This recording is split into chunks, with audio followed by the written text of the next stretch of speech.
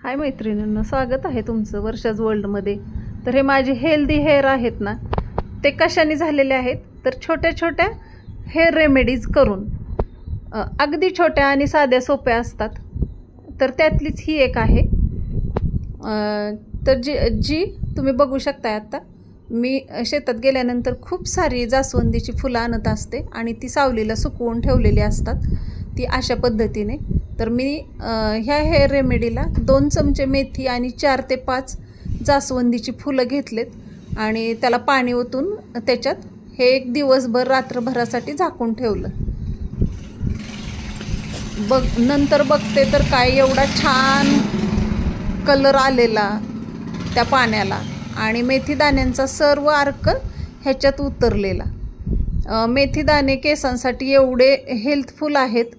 तर मी मागे पण त्याचा हेअर मास्क टाकलेला, त्याला खूप छान तुम्ही प्रतिसाद दिलेला आहे। आणि हे बॉटलमध्ये भरायचं आहे पाणी, ह्याच्यात मी काहीच टाकलेलं नाही आहे। तुम्ही पाहिजे असेल तर विटॅमिन ईची कॅप्सूल टाकू शकताय, मी नाही टाकलेली, मागे मी टाकलेली पण ती विशेष मला सूट झाली नाही, त्यामुळे मी ह्यावेळेस नाही टाकलेली। तुम्हाला सूट होत असेल तर तुम्ही टाकू शकताय। आणि हे बॉटलमध्ये पाणी भरून असं स्कॅल्पला स्लोली मसाज देऊन घ्यायचा आहे, स्प्रे करून बॉटलमधलं पाणी। तर माझे हे हेअर आहेत ना, ते 6-7 महिन्यापूर्वी एकदम कमजोर झालेले, पिकलेले नव्हते पण कमजोर झालेले, डॅन्ड्रफ व्हायचा, केस गळती लागायची सारखी, ऑइलिंग केल्यानंतर तर एवढे गळायचे। पण आता मी एरंडी तेल लावत असते, प्रत्येक हेअर रेमेडीत टाकत असते।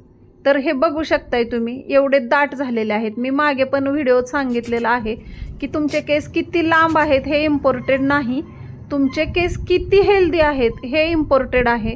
ते गळतात का, तुटतात का, किंवा त्याच्यात डॅन्ड्रफ आहे का, हे फक्त लक्ष ठेवायचं आणि त्याच्यावरच्या ह्या छोट्या छोट्या रेमेडी करायच्या, ज्या की मी तुमच्यापर्यंत आणलेल्या असतात।